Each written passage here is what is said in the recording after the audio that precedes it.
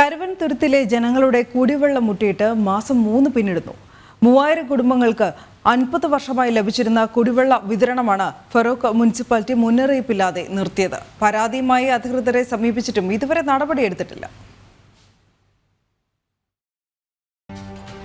വെള്ളം കിട്ടാനില്ല. 3 മാസമായി വെള്ളം കിട്ടിയിട്ട്. 50 വർഷമായിട്ടുള്ളതാണ് കുടിവെള്ളത്തിൻ്റെ. ഇപ്പം 3 മാസത്തോളമായിട്ട് വെള്ളമില്ല. ഭയങ്കര ബുദ്ധിമുട്ടാണ്. കൊണ്ടുവരാനൊന്നും വയ്യ. ഇപ്പോൾ അതിന് പോകലുമില്ല, പഠിക്കുക വെള്ളം കിട്ടണമില്ല. ബുദ്ധിമുട്ടാ.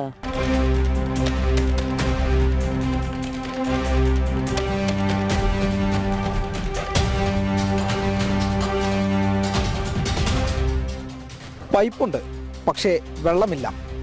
ഫറോക്ക് മുനിസിപ്പാലിറ്റിക്ക് കീഴിലെ കരുവൻതുരുത്തി എന്ന് പറയുന്ന സ്ഥലത്താണ് നമ്മളിപ്പോൾ ഉള്ളത്.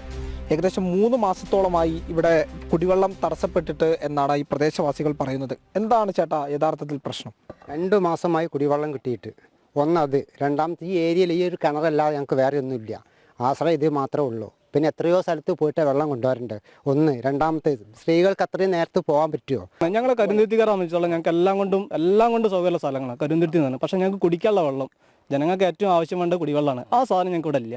കാരണം കരുന്തുരുത്തിൻ്റെ ഒരു വലിയൊരു മേഖല കുടിവെള്ളത്തിന് അത്രയും ദാരിദ്ര്യമുള്ളൊരു മേഖലയാണ്.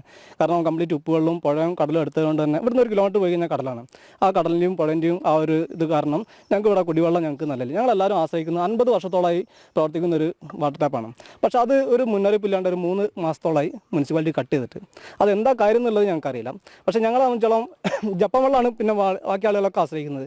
പക്ഷേ ജപ്പാൻ വെള്ളം ഒരു ബ്ലോക്കാണ് വന്നിട്ട് 6 പോയിന്റ് കാര്യമില്ല, വലിയ ബ്ലോക്ക് വന്നിട്ട് കഴിഞ്ഞ ദിവസം ഫറോക്കിൽ ബ്ലോക്ക് കുടുങ്ങി. അത് കഴിഞ്ഞിട്ട് വേറെ 4 ദിവസം കഴിഞ്ഞിട്ടാണ് വെള്ളം വരുന്നത്. ഇപ്പോൾ ഇന്നലെ മുതൽ വീണ്ടും ഇല്ല. പക്ഷേ ഞങ്ങൾ സാധാരണക്കാർ ഞങ്ങൾ എന്ത് ചെയ്യും? വിഷയത്തിൽ മുനിസിപ്പാലിറ്റിയിൽ പലതവണ പരാതിപ്പെട്ടതാണ്.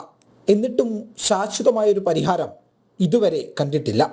മുനിസിപ്പാലിറ്റിയാണ് ഇതിൽ ഒറ്റ നടപടി സ്വീകരിക്കണം. ഓരോ വീടിൽ ഒരു വേണ്ടതിന് കുറേ പൈസ ചിലവാക്കുന്നുണ്ട്. അതിലൊരു ചുരുങ്ങിയ പൈസ ഇവിടെ ചിലവഴിക്കാൻ മതി. എന്നാൽ പമ്പ് ഓപ്പറേറ്റർ പറയുന്നത് ഇങ്ങനെയാണ്. ഈ സ്കീം വാട്ടർ അതോറിറ്റിക്കാർ നടത്തിയ സ്കീമാണ്.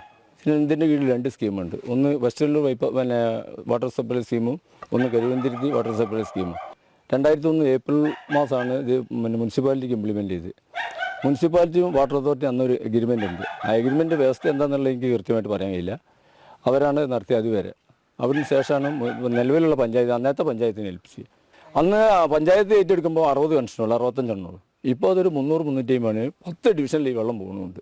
10 വാർഡിലെന്ന് പറഞ്ഞാൽ ഒരു 2,000-3,000 അത് കുടുംബങ്ങൾ 3000 ആയിരിക്കില്ല, അതിൽ കൂടുതലുണ്ടോ എനിക്ക് കൃത്യമായിട്ട് പറയാൻ കഴിയില്ല. കുടുംബത്തിലുണ്ടെന്ന് അത്രയും കുടുംബങ്ങൾ കൃത്യമായിട്ട് ഇരിക്കേണ്ട ശുദ്ധജലം അത്. അതാണ് പെട്ടെന്ന് ഒരു സുപ്രഭാതത്തിൽ സെക്രട്ടറി നിർത്തിയത്. ഇത് കുടിവെള്ള പ്രശ്നമാണ്. ഇനിയും അധികാരികൾ ഇവർക്ക് നേരെ മുഖം തിരിക്കരുത്, ഇടപെടുക തന്നെ വേണം. പ്രശോഭ് കുറ്റിയിലിനൊപ്പം വി സോണൽ കൃഷ്ണ, ജനം.